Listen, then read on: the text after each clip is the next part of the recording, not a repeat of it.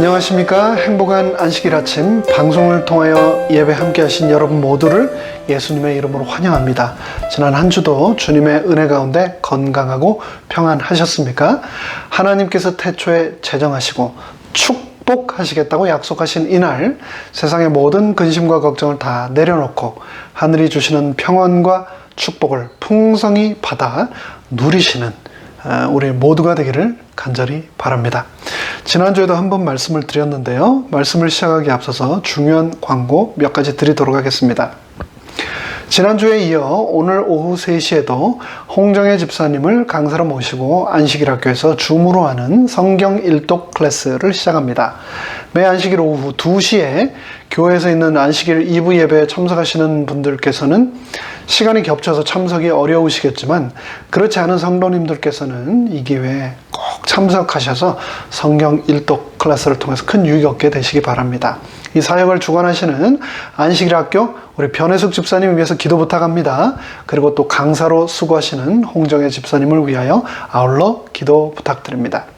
두 번째 광고입니다. 2021년 사경회가 남대극 목사님을 강사로 모시고 2월 20일 바로 오늘 저녁이죠. 오늘 저녁부터 7시 반부터 2월 27일 다음 안식일 저녁까지 총 9회에 걸쳐서 진행될 예정입니다. 재림교회가 배출한 정말 자랑스러운 세계적인 성소 연구학자 남대극 목사님을 모시고 이루어지는 이번 집회 처음부터 끝까지 참석하심으로 큰 유익 얻게 되시기 바랍니다. 우리는 위로의 말씀, 또 축복의 말씀을 예배 시간에 늘 고대합니다. 하지만 우리의 믿음 또한 성장하기 위해서는 모유와 같은 부드러운 음식만 먹어서는 결코 성장할 수 없습니다. 딱딱한 음식을 먹어야만 성장을 위한 충분한 양분을 얻고 건강하게 자랄 수 있습니다. 이번 사경회의 시간이 바로 그런 시간이 될 것입니다. 우리 재림신앙의 기초가 되는 너무나 중요한 주제, 성소에 관하여 연구할 텐데요.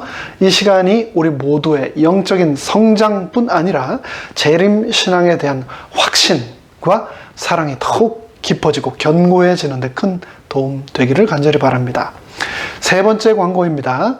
2주전 안식일 예배를 마칠 때 성도님들의 사진을 영상으로 보내드리며 함께 기도하는 시간을 가졌었는데요. 사진이 업데이트가 되지 않아서 누락된 분들이 많이 계시죠. 여러분 사진이 없어서 또 서운하지 않으셨습니까? 사진을 보내주십시오. 업데이트해서 다 함께 기도하는 시간을 다시 한번 갖도록 하겠습니다.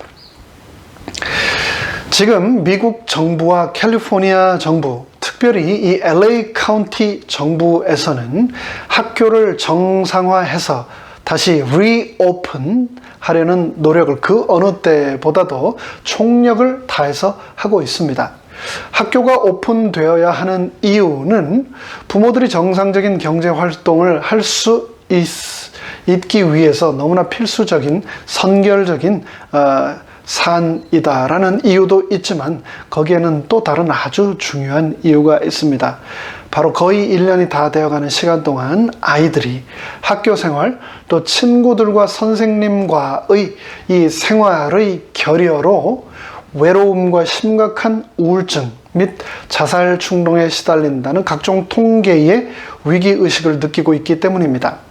그런데 저는 그런 뉴스들을 접하면서 그것이 단지 아이들과 대학생 그리고 청소년들만의 문제라고 생각했는데, 지난주 한 뉴스를 검색해 봤더니 이 미국의 성인 10명 중에 4명 정도가 장기화된 팬데믹으로 인해 증세의 차이, 정도의 차이는 있지만 우울증의 증세에 시달리고 있다는 겁니다. 10명에 4명이면 우리 중 2명 중 1명입니다. 굉장한 거죠.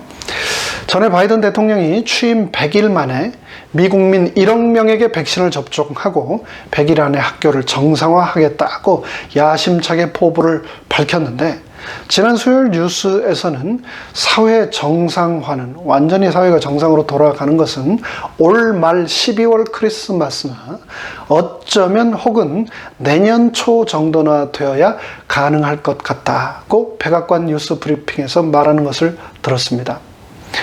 그동안 너무나 많은 미국의 굴지의 회사들이 폐업을 하고 그로 인해서 얼마나 많은 실업자들이 발생했습니까? 게다가 수많은 자영업자들, 특별히 미용실이나 식당, 또 리테일 스토어를 경영하시는 스몰 비즈니스를 운영하시는 사업자들은 너무나 힘들어하고 계신 것 우리 모두가 잘 알고 있습니다. 그런데 그 모든 것보다도 가장 우리를 답답하고 힘들게 만드는 것은 이 불확실한 미래입니다. 당장의 앞길이 보이지 않으니 염려하지 않을 수가 없는 거죠. 우리는 그 누구도 불확실한 미래로 인해 주어지는 염려로부터 자유로울 수 없게 되었습니다. 그럼에도 불구하고 하나님께서는 성경을 통하여 염려하지 말라고 우리에게 수없이 당부하시고 또 당부를 넘어 우리에게 명령까지 하셨습니다. 그래서 오늘은 염려하지 말라는 명령이라는 제목으로 성경을 통하여 우리에게 주어진 권면과 약속의 말씀을 다시 한번 확인하겠습니다. 말씀을 시작하기 전에 다 함께 잠시 머리 숙여 기도하겠습니다. 하늘에 계신 저희들의 아버지 하나님, 축복의 안식일, 이 귀한 시간, 지난 한 주간 지고왔던 삶의 무거운 멍에를 우리 주님 앞에 내려놓고 우리의 허락하실 용기의 말씀, 위로의 말씀, 축복의 말씀을 이 시간 간절히 고대합니다. 간절히 바라옵기는 부족하고 흉허물 많은 이 죄인을 하나님의 은혜로 온전히 덮어 가려주시고 이 시간 하나님의 영광과 은혜만 충만한 시간 되도록 성령님 이 시간 축복하시고 이 예배를 인도하여 주시옵소서. 모든 말씀 예수님의 이름으로 간절히 기원하옵나이다. 아멘. 빌립보서 4장 6절로 7절의 말씀을 먼저 읽겠습니다. 아무것도 염려하지 말고 오직 모든 일에 기도와 간구로 너희 구할 것을 감사함으로 하나님께 아뢰라. 그리하면 모든 지각에 뛰어난 하나님의 평강이 그리스도 예수 안에서 너희 마음과 생각을 지키시리라. 염려는 염려를 낳고 근심은 또 다른 근심을 낳습니다. 그래서 전도서 2장 22절로 23절은 다음과 같이 말했습니다. 사람이 해 아래서 수고하는 모든 수고와 마음에 애쓰는 것으로 소득이 무엇이랴. 일평생에 근심하며 수고하는 것이 슬픔뿐이라. 그 마음이 밤에도 쉬지 못하나니 이것도 헛되도다. 전도서의 저자 솔로몬은 우리 인생을 세 마디로 요약하기를 근심, 수고, 그리고 슬픔이라고 했습니다. 근데 솔로몬은 이 세 가지를 언급하면서 말하기를 잘 살든 못 살든 부자이든 가난하건 절대 이 세 가지를 피해갈 수 없다고 말했습니다. 염려와 근심은 인간의 삶을 좀먹는 무서운 독소입니다. 그럼에도 불구하고 현대인인 우리 모두는 그 염려의 그늘에서 근심과 걱정 속에서 살아갑니다. 염려, 스트레스, 불안, 노이로제가 바이러스처럼 우리의 생활과 정신 건강을 좀먹고 있습니다. 작년 11월 96세를 일기로 잠든 켄터키 루이빌 출신의 남침례교 신학자 존 에드워드 학계는 자신의 책 How to Win Over Worry라는 책에서 염려는 인류의 공공의 적체 1호라고 규정하면서 홍역이나 바이러스보다도 더 무서운 질병이라고 말하고 있습니다. 정말 그 말이 맞다고 생각하지 않으십니까? 염려는 실직보다, 암보다, 그리고 또 코로나 바이러스보다도 더 무서운 인류를 질병으로 몰아가는 무서운 질병입니다.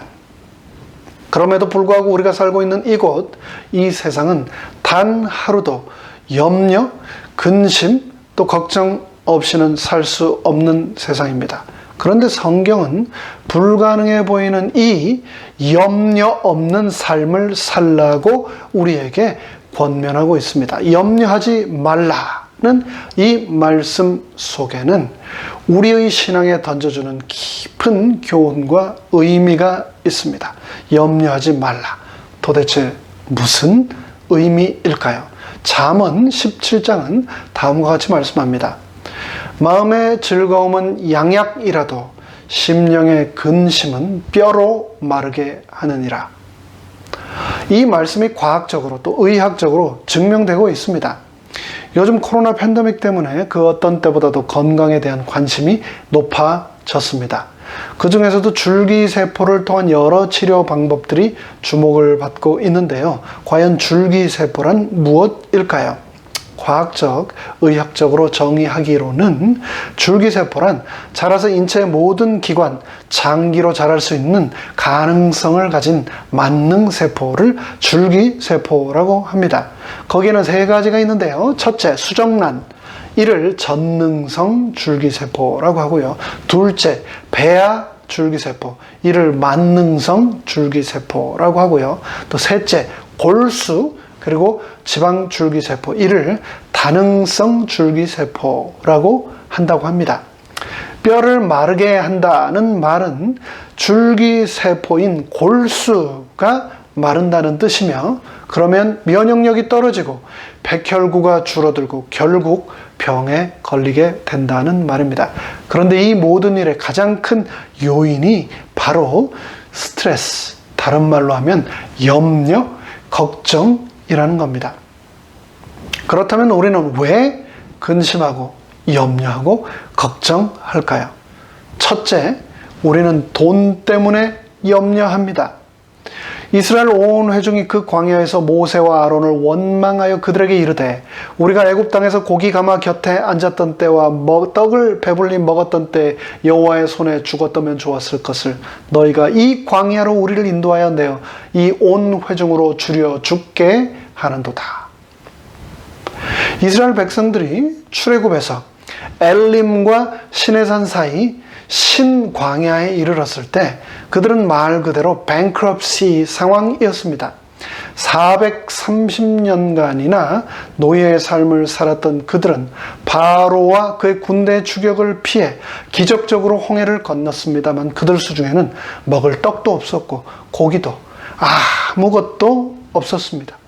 그런 자신들의 현실을 직면하자 그들은 차라리 그들이 애굽 땅에서 노예로 살다가 죽는 것이 더 나았을 것이라며 자신들이 처한 현실을 한탄하며 염려했습니다. 그렇다면 먹을 떡과 고기가 풍족한 상황이면 염려하지 않게 될까요? 먹을 떡과 고기에 대하여 전혀 부족함이 없었던 마가복음에 등장했던 한 인물은 어땠을까요? 예수께서 그를 보시고 사랑하사 가라사대, 너에게 오히려 한 가지 부족한 것이 있으니 가서 너에게 있는 것을 다 팔아 가난한 자들을 주라. 그리하면 하늘의 보화가 너에게 있으리라. 그리고 와서 나를 좇으라 하시니 그 사람이 재물이 많은 고로, 먹을 떡과 고기가 많은 고로 이 말씀을 인하여 슬픈 기색을 띠고 근심하며 가니라. 예수께서 도시를 막 떠나시려는 순간 한 젊은 부자 관원이 와서 그분께 가로되, 선생님이여, 내가 무슨 선한 일을 하여야 영생을 얻으리까? 그는 그렇게 물었습니다. 그는 젊었고요, 영적인 일에 관심이 많았습니다. 게다가 백성 존경을 받는 관원이었고 또 부자였습니다. 그랬던 그에게 예수님께서는 가진 것을 다 팔아 나눠주고 나를 좇으라 하시자 그는 재물이 많아서 슬픈 기색을 띠고 염려하며 예수님을 떠났습니다. 재물이 많았던 그도 재물이 많았기 때문에 어김없이 염려로부터 자유롭지 못했던 겁니다. 죄인인 우리 모두는 너무나 안타깝게도 돈이 없어도 염려하고 돈이 또 많아도 염려하는 참 불쌍한 존재입니다. 우리는 왜 염려할까요? 또 두 번째는 일 때문에 우리는 염려합니다. 돈처럼 마찬가지로 일이 너무 많으면 많아서 염려하고 일이 없으면 없어서 없는 걱정거리까지 찾아가며 염려하는 것이 우리 죄인입니다. 심지어 하나님의 일을 하면서도 우리는 염려하는 경우가 너무나 많습니다. 하나님의 일, 교회 사역을 하면서도 스트레스를 받는 경우가 얼마나 많습니까? 교회 여러 사명 가운데 가장 중요한 사명 중 하나는 영혼 구원 사업입니다. 교회를 통하여 하나님께서는 끊임없이 새로운 영혼이 거듭남으로 태어나기를 하나님은 간절히 원하고 계십니다. 제가 처음 안수를 받았을 때, 그리고 선배 목사님들부터 침례 예식 집례를 위한 침례복, 침례 가운을 선물로 받았을 때 기도하기를, 하나님, 이 침례복이 매달 침례식 때문에 젖을 수 있도록 저를 사용해 주시고 축복해 주십시오 라고 기도했던 것을 지금도 생생하게 기억합니다. 그리스도인으로서, 복음 전도자로서, 그리고 목사로서 너무나 당연한 책임감과 부담감이라고 생각합니다.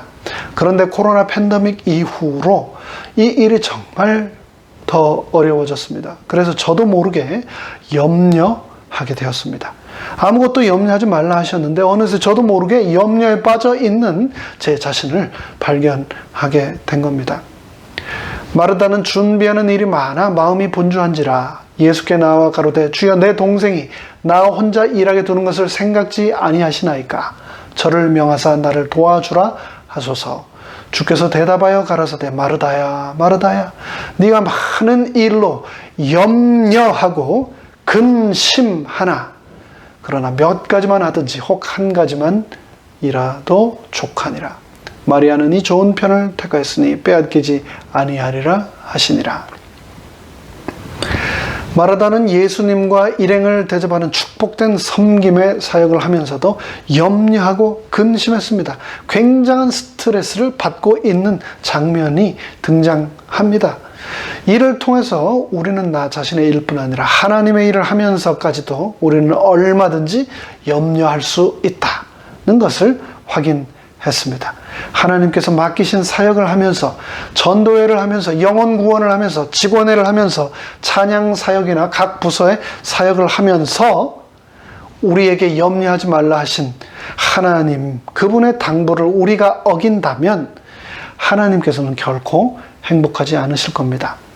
내 개인적인 일이건 교회를 위한 사역이건 그 일이 너무 많건 혹은 그 일이 너무 없건 그 일들이 내게 계획대로 진행되고 있건 전혀 다른 길로 가거나 그래서 앞이 전혀 보이지 않던 간에 예수님을 온전히 신뢰함으로 염려하지 마시기 바랍니다.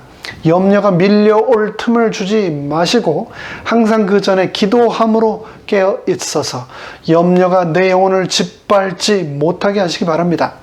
성경은 염려에 대하여 너무나 많은 말씀들을 통하여 우리에게 약속하고 계십니다.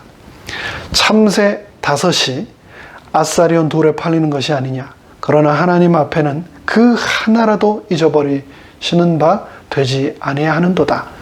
너희에게는 오히려 머리털까지도 다 세신 바 되었나니 두려워하지 말라. 너희는 많은 참새보다 귀하니라. 제가 어렸을 때 부모님께서 관상용 새를 키우신 적이 있습니다. 펫으로 한두 마리 키우신 것이 아니라 새 농장을 한때 하셨었는데요. 그래서 자연스럽게 부모님을 돕다 보니 이 새에 대해서 조금 알게 되었습니다. 여러분도 잘 아시는 것처럼 새는 모든 동물들 중에서 제일 가벼운 동물에 속합니다. 무거움은 알 수 없기 때문에 깃털도 가볍고 몸도 가볍고 심지어 뼈도 가볍습니다. 그런데 몸이 가벼워야 하기 때문에 새는 그 위도 아주 가볍고 작습니다. 그래서 새는 한꺼번에 많이 먹을 수가 없습니다. 악어나 아마존의 뱀, 아나콘다처럼 한 번 먹이를 꼴꺽 삼키면 며칠 혹은 몇 주일씩 아무거나 안 먹을 수가 없습니다. 하루 3끼 식사를 하면서 매 끼니 때가 다가오면 이번 끼엔 뭘 해 먹어야 하며 염려하는 우리 인간과는 달리 새는 심지어 1일 3식도 하지 않습니다. 위가 너무나 작아서 한 번 먹는 식사로 서너 시간도 채 가지 않습니다. 새는 수시로 하루 종일 계속해서 조금씩 물을 마시고 조금씩 먹이를 먹습니다. 그래서 아이들이 밥을 먹을 때 숟가락으로 듬뿍 퍼서 먹지 않으면 옛날 어르신들께서 밥을 왜 새 모이처럼 먹느냐라고 하면서 나무라고는 하지 않으셨습니까? 근데 문제는 새는 사람처럼 가을에 추수를 해서 곡식을 쌓아놓고 겨울을 날 수가 없는 데 있습니다. 마실 물과 먹을 모이를 모아두거나 도대체 좀처럼 저축을 해 놓을 수 있는 방법이 새들에게는 전혀 없다는 것, 그것이 문제입니다. 그저 매일 매 순간순간 하나님께서 그들 눈에 보여주시는 대로 수시로 먹고 수시로 마시는 방법밖에 없습니다. 그럼에도 불구하고 만물의 영장이라는 우리는 매일매일 통장의 잔고를 보면서 걱정하는데 한낱 미물인 새들은 결코 염려하지 않습니다.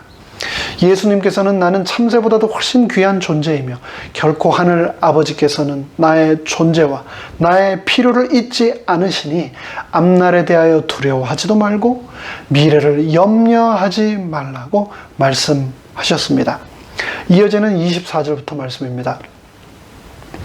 까마귀를 생각하라. 심지도 아니하고 거두지도 아니하고 골방도 없고 창고도 없으되 하나님이 기르시다니 너희는 새보다 얼마나 더 귀하냐.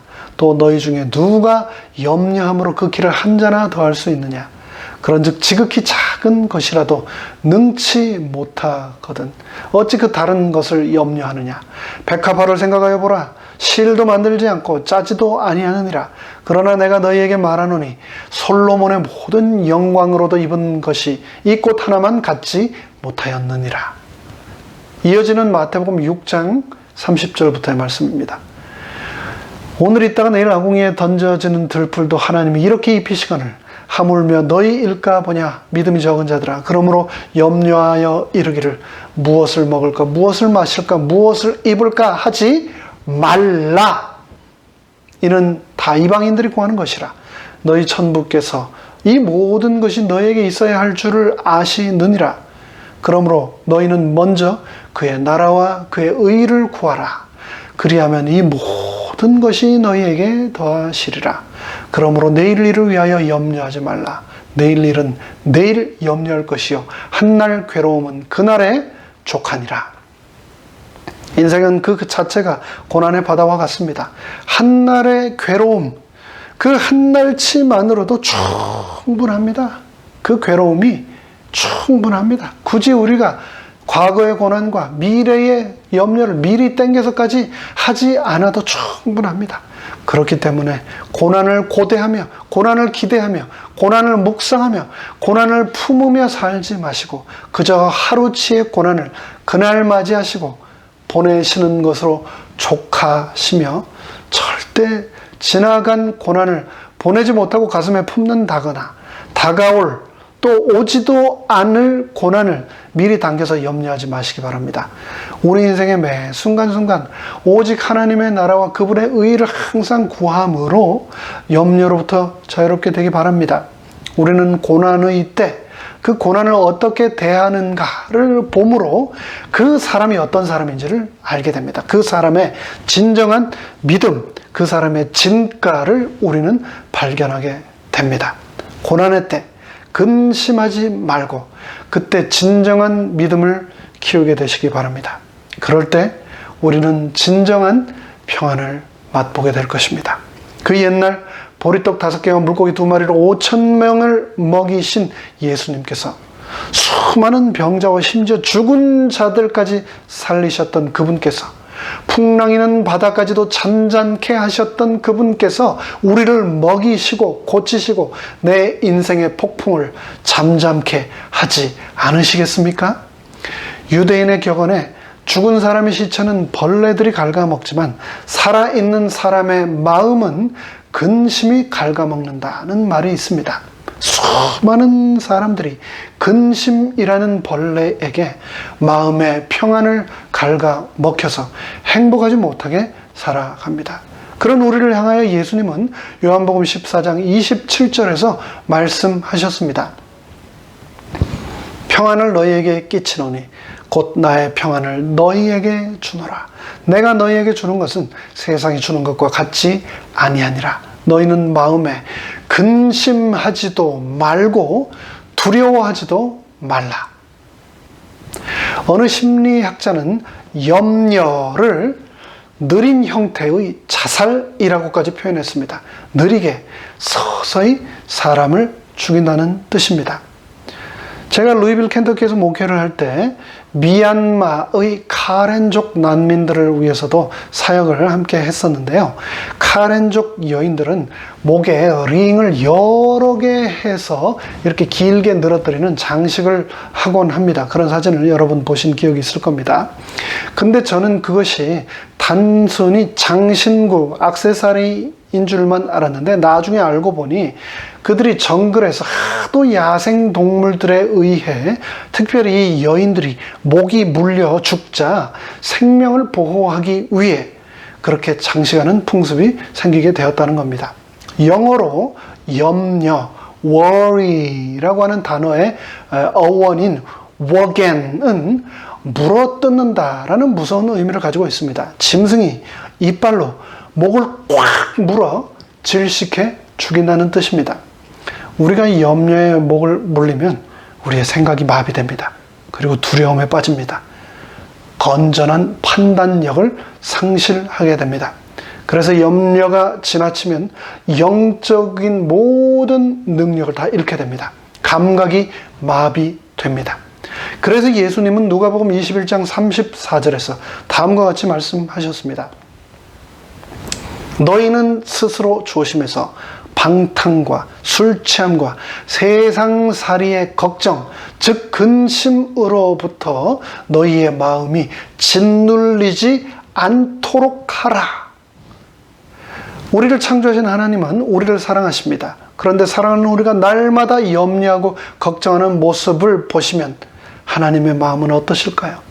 이름 없는 들풀도 하나님께서 입히시고 먹이시고 돌보시거늘 그보다 더 깊은 관심을 받고 있는 우리들이 근심 가운데 산다면 하나님이 가슴 아파하지 않으시겠습니까? 요한복음 14장 1절은 너희는 마음에 근심하지 말라고 말씀하고 있습니다. 재림교회 성경 주석은 말하기를 너희는 마음에 근심하지 말라라고 하는 이 말을 너희는 마음에 근심하는 일을 멈춰라 라는 말씀이라고 패러프레이즈 합니다. 이것은 동시에 분명한 예수님의 명령입니다. 예수님께서 우리에게 당부하신 이 말씀에 온전히 순종하심으로 염려로부터 자유롭게 되시기 바랍니다. 요한복음 14장 1절은 계속해서 말하기를 하나님을 믿으니 또 나를 믿으라고 말씀합니다. 여기에 믿다라는 동사가 두 번 등장하죠. 앞에 사용된 동사는 fact, 사실을 말하고 뒤에 사용된 동사는 command, 명령을 말합니다. 예수님의 제자들은 fact, 사실로서 분명 하나님을 믿고 있었습니다. 예수님은 그런 제자들에게 너희가 하나님을 믿듯이 나 또한 믿어야 한다. 그러니 염려하지 말라라고 명령하고 계신 겁니다. 지난 시간에도 말씀드렸듯이 요즘 우리가 살아가는 세상은 우리의 눈으로 보고 우리의 귀로 듣는 것들을 모두 그대로 믿을 수 없는 세상입니다. 기회만 있으면 우리를 덫에 걸리게 하려고 수많은 종류의 사기가 우리를 노리고 있는 세상입니다. 사기 전화, 사기 이메일, 사기 광고뿐 아니라 우리는 사탄의 최고의 사기, 염려라고 하는 사기를 조심해야 합니다. 염려는 덫이라고 누가복음은 말씀하고 있습니다. 그렇기 때문에 우리는 지금 이 세상을 살아가면서 우리의 삶을 끊임없이 하나님께 맡기는 연습을 해야 합니다. 내가 모든 것을 다 하려고 하지 말고 하나님께 맡기는 겁니다. 하나님은 내 삶을, 내 인생을 온전히 맡길 수 있는 온 우주의 유일한 분 아니십니까? 성경은 그에 대한 보증, 그에 대한 약속으로 가득 차 있습니다. 내가 너를 떠나지 아니하며 버리지 아니하리라. 그리고 또 여호수아서는 계속해서 말씀합니다. 내가 너에게 명한 것이 아니냐. 마음을 강하게 하고 담대히 하라. 두려워 말며 놀라지 말라. 네가 어디로 가든지 너의 하나님 나 여호와가 너와 함께 하느니라. 마태복음 28장에서 예수님께서도 우리에게 약속하셨습니다. 내가 세상 끝나는 그날까지 너와 항상 함께 있으리라고 말입니다. 이 약속의 말씀들을 진심으로 우리가 믿는다면 우리는 염려로부터 진정한 자유를 얻게 될 것입니다. 그럼에도 불구하고 여전히 내가 근심과 염려를 한다면 그것은 하나님께서 주신 신실한 약속을 진심으로 믿지 않고 있다는 증거가 됩니다. 하나님의 약속, 하나님의 말씀을 믿지 못한다면 그것이야말로 불충이요 불신이며 큰 죄라는 것을 기억하시기 바랍니다. 염려, 근심, 걱정이 내 현실을 결코 바꾸지 못합니다. 결코 상황을 호전시키지 못합니다. 염려는 다만 나의 몸과 마음을 손상시킬 뿐입니다. 그리고 사탄은 바로 그것을 원하는 겁니다. 염려와 근심으로 정신과 육체를 축내기보다는 그 힘으로 하나님께 전심으로 기도합시다. 염려의 자리에 기도를 대신하시기 바랍니다. 염려하는 순간부터 감사는 사라지게 되어 있습니다. 그리고 염려하는 순간부터 모든 일을 하든지 우리는 부정적인 결과가 오게 되어 있습니다. 근데 그보다도 가장 무서운 것은 그 염려는 순식간에 내 삶의 습관으로 내 삶 속을 파고 들어와 자리를 잡는다는 데 있습니다. 여러분도 아시겠지만 주위에 걱정하는 사람, 한숨 쉬는 사람, 그리고 염려하는 사람, 그런 사람들이 계시죠? 근데 그런 사람들은 그냥 한 번 하는 게 아닙니다. 걱정하는 사람은 항상 합니다. 염려하는 사람은 항상 그 입에서 염려가 끊기지 않습니다. 왜냐? 습관이 되어버렸기 때문입니다. 그러한 비극을 막아내기 위한 최고의 백신은 화이저 백신도 아니고 모더나 백신도 아니고 바로 감사라고 하는 백신입니다. 다니엘처럼 감사함으로 하나님께 늘 기도하시기 바랍니다. 그는 자신에게 음모가, 그것도 너무나 조직적이고 치밀한, 자신의 힘으로 이겨낼 수 없는 거대한 음모가 다가오고 있음을 알았습니다. 자신의 평생의 모든 성실과 충성을 시기하여 그를 완전히 파멸시키려는 그 음모 앞에서 다니엘은 염려하고 좌절할 수 있었습니다. 하지만 그는 염려하기보다 도리어 무릎을 꿇고 기도하며 감사하기로 결심했습니다. 다니엘이 조서에 어인이 찍힌 것을 알고도 자기 집에 돌아가서는 그 방에 예루살렘으로 향하여 열린 창에서 전에 행하던 대로 하루 3번씩 무릎을 꿇고 기도하며 그 하나님께 감사하였더라.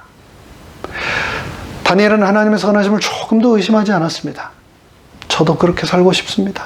여러분도 그러십니까? 그렇다면 우리 모두 그런 믿음을 달라고, 그런 믿음을 실천하게 해달라고 기도합시다. 염려, 근심, 걱정이 제일 무서워하는 사람은 바로 기도하는 사람입니다. 기도하면서 지금 최선을 다하는 사람입니다. 오늘 내가 최선을 다해 살고 있다면 미래를 염려할 필요가 없습니다. 왜냐하면 오늘의 최선을 하나님께서는 축복하시고 분명히 응답하실 것이기 때문입니다. 그렇기 때문에 염려하지 맙시다. 하나님의 신실하신 그 약속을 믿읍시다. 염려함으로 하나님을 슬프게 만들지 맙시다. 심리학자이자 베스트셀러 작가인 어니 젤린스키는 자신의 책 느리게 사는 즐거움, Don't hurry, be happy 라고 하는 책에서 말하기를, 우리가 하는 걱정거리의 40%는 절대 일어나지 않을 사건에 대한 것이고 30%는 이미 일어난 사건들에 대한 것이고 22%는 정말 사소한 사건들에 관한 것이고 또 4%는 우리가 바꿀 수 없는 사건들이다. 즉 나머지 4%만이 우리가 대처할 수 있는 진짜 사건들이라고 말했습니다. 즉 96%, 96%의 염려하지 말아야 할 것으로 귀중한 내 인생을 우리는 황폐화시켜서는 안 되겠습니다. 우리가 파괴적인 염려로부터 벗어날 수 있는 유일한 길은 기도로 하나님을 의지하고 그분께 모든 것을 맡기는 것밖에 없습니다. 염려가 죄라는 사실을 알고 염려하지 말아야지라고 결심하고 각오한다면 염려의 문제가 자동으로 해결되는 것이 아닙니다. 염려는 우리 마음으로 쉽게 제거하기 힘들기 때문입니다. 그래서 빌립보서 4장 6절로 7절은 단지 염려하지 말라라고만 말하지 않으시고 더 나아가서 해결책으로 너희 구할 것을 하나님께 아뢰라고 말씀하셨습니다. prayer, 기도, 간구로 감사함으로 아뢰라고 했습니다. 우리는 기도하고 간구해야 합니다. 기도하라는 말은 여기에서 간구하라라고 하는 말은 예배자의 삶을 회복하라는 말씀입니다. 삶의 매 순간 하나님 앞에 나아가 그분과 함께 그분을 대면하는 코람네오의 삶을 살아가라는 명령입니다. 염려는 우리를 하나님께 나아가도록 하는 도구입니다. 아이를 낳지 못하던 한나가 분이나가 준 멸시와 고난 때문에 하나님께 나아갔던 것처럼 그분께 나아가는 것입니다. 힘없던 다윗이 골리앗 때문에 하나님께 무릎 꿇는 겁니다. 나병 환자가 나병 때문에 예수님께 살려달라고 소리 지르는 겁니다. 혈루증 여인이 혈루증 때문에 주님의 옷자락을 만졌던 것처럼 우리도 그렇게 해야 하는 겁니다. 이렇게 절박하고 간절한 마음으로 하나님께 아랠 때 정직하고 진지하고 절박하게 나의 모든 문제를 하나님께 아랜다면 그분께서는 분명히 응답하시겠다고 우리에게 약속하셨습니다. 구하라 그러면 너에게 주실 것이요 찾으라 그러면 찾을 것이요 문을 두드리라 그러면 너희에게 열릴 것이라.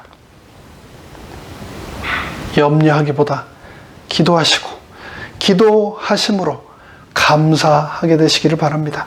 무엇보다도 그 문제에 대하여 하나님께 원망하는 마음이 아니라 감사하는 것, 그것이 해결책이라는 것을 우리가 잊지 말아야 하겠습니다.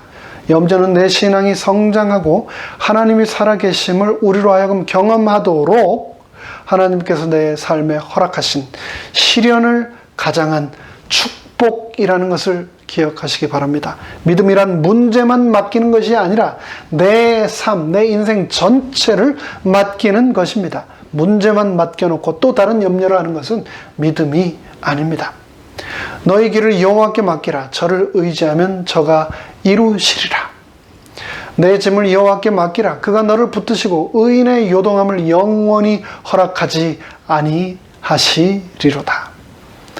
우리 인생의 무거운 짐을 우리 하나님께 맡기면 우리 하나님이 해결해 주시고 우리를 붙들어 주시고 흔들리지 않게 해 주십니다. 복잡한 문제가 있으면 복잡할수록 하나님께 맡기시기 바랍니다. 너의 행사를 여호와께 맡기라. 그리하면 네가 경영하는 모든 것을 이루어 주시리라. 무릇 여호와를 의지하며 여호와를 의뢰하는 그 사람은 복을 받을 것이라. 그는 물가에 심어진 나무가 그 뿌리를 강변에 뻗치고 더위가 올지라도 두려워하지 아니하며 그 입이 청청하며 가무는 해도 걱정 없이 결실이 그치지 아니함 같으니라. 우리가 좋아하는 너무나 또 자주 읽고 사랑하는 정로의 계단 122쪽에서는 또 다음과 같이 말씀합니다. 그분의 백성이 염려로 마음이 눌리는 것은 주님의 뜻이 아니다. 또 부조할 선지자는 또 다음과 같이 말씀합니다. 우리의 근심과 두려움은 하나님의 성령을 슬프시게 한다. 또 시대의 소망은 또 다음과 같이 말씀합니다. 근심은 눈 멀게 만들며 나의 눈을 멀게 만들며 그리함으로 장래를 식별할 수 없게 만든다. 또 서신에서는 다음과 같이 말합니다. 염려를 피하는 유일한 길은 모든 어려움을 그리스도께로 가져가는 것이다. 이제 말씀을 마무리하겠습니다. 오늘 시작할 때 읽었던 빌립보서 4장에서 한 아무것도 염려하지 말라라는 말씀은 부탁이 아닙니다. 성경은 아무것도 염려하지 않았으면 좋겠어. 나 아무것도 염려하지 않아 보는 건 어때? 가 아니라 염려하지 말라 말라고 명령하고 있습니다. 성경은 염려에 대해서 무조건 하지 말라고 말씀하셨습니다. 하나님께서 명령하셨습니다. 아무것도 염려하지 말라. 이 말씀은 염려는 죄라는 것을 우리가 알아야 한다는 말씀입니다. 아무것도 염려하지 말고 그 다음에 끼워놓으면 좋은 말이 뭐가 있을까요? 바로 그 대신에 라는 단어가 아닐까요? 아무것도 염려하지 말고 그 대신에 기도하라고 말씀했습니다. 염려할 것이냐, 기도할 것이냐는 바로 내 선택의 문제라는 것을 기억하십시오. 이것은 한 번 선택하고 끝나는 것이 아니라 날마다 선택해야 하는 문제입니다. 그러나 이게 쉽지 않습니다. 이론적으로는 쉬울 것 같은데 실제로 염려가 생길 때마다 기도하기가 참 쉽지가 않습니다. 우리는 너무나도 자주 염려에 끌려다니다가 진이 다 빠진 이후에야 비로소 기도하는 경우가 얼마나 많습니까? 그러나 염려를 이기기 위해서는 처음부터 기도하는 습관을 세우시기 바랍니다. 만약 우리가 염려 대신에 기도를 선택하면 자유와 기쁨의 샘이 터지지만 기도 대신에 염려를 선택하면 우리 인생은 더욱 비참해진다는 것을 또한 기억하시기 바랍니다. 너희 염려를 다 주께 맡겨버리라. 이는 저가 너희를 권고하심이니라. 이 말씀을 현대인의 성경은 다음과 같이 번역했습니다. 여러분의 모든 근심, 걱정을 하나님께 맡기십시오. 늘 여러분의 생각으로 가득 차 있는 하나님께서, 이 구절이 너무나 가슴에 와닿지 않으십니까? 하나님께서는 온통 지금도 내 생각으로 가득 차 있다는 겁니다. 늘 여러분의 생각으로 가득 차 있는 하나님께서 여러분에게 일어나는 일을 일일이 보살펴 주실 것입니다.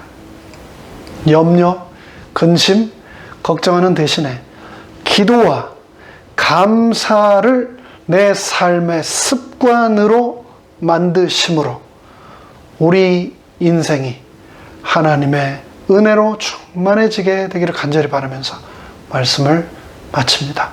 다 함께 머리 숙여 기도하겠습니다. 하늘에 계신 저희들의 아버지 하나님, 염려하지 말아라. 내가 너와 함께 하리라. 내가 너를 지켜주리라. 내가 너의 모든 필요를 반드시 채워주리라. 그 성경을 통해서 우리에게 수없이 말씀하시고 약속해 주셨는데도 불구하고 여전히 염려하고 걱정하는 제 모습을 발견하면서 너무나 가슴이 아픕니다. 아버지 하나님, 그런 저를 불쌍히 여기사 인생의 고난의 순간마다 염려하기보다는 기도하기로 선택함으로 흔들리는 세상 가운데 요동치 않도록 축복하여 주시옵소서. 예수님의 이름으로 간절히 축원하옵나이다. 아멘.